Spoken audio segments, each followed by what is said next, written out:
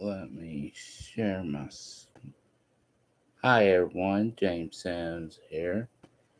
On, hang on, let me share my screen right here.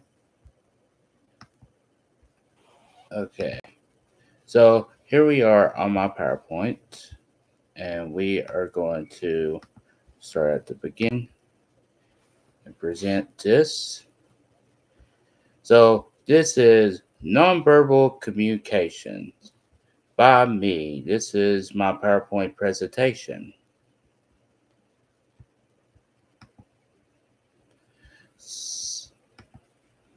The scenario I have chosen for this presentation. Dwayne Johnson is on his way to Africa to shoot a movie. When he arrives there, sees that the people have a nonverbal communication. The first nonverbal cue is to be aware of is gestures.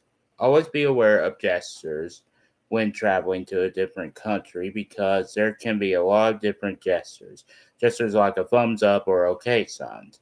There are also facial expressions that are made. The second nonverbal cue is eye contact. Should be aware of personal space when traveling. Of course, that also to add to that, beware of eye contact well, because eye contact is one of those things that can and has to be aware of when traveling. Some people that travel feel uncomfortable when traveling, but if someone is like really close to them, then become uncomfortable and need space. Third one is physical distance. The third nonverbal cue is physical distance. Physical distance is one of those things that can be considered rude and disrespectful to someone. The fourth nonverbal to be aware of is called paralinguistics. I don't know how to say that word. I'm trying to say it. Paralinguistics is a reference to like a tone of someone's voice that is used. And then, of course, the fifth one, posture. Posture is something to be aware of because the way you are sitting when traveling. Then, of course, personal appearance. Basically, be aware of how some dress when traveling. The seventh one is territoriality. Being aware of this is important because for traveling and be aware for someone's cultural norms, you must be mindful about your physical proximity. And of course, personal space.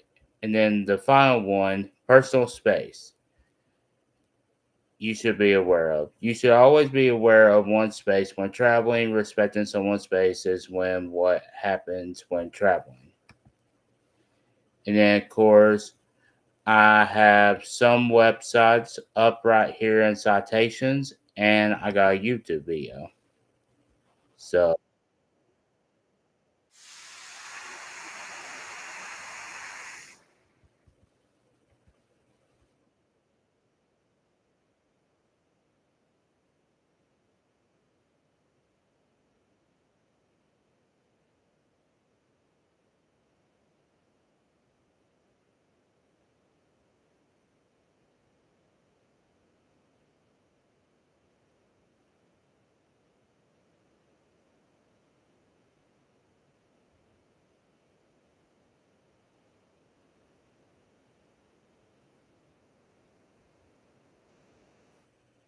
okay, so that was an example of nonverbal communication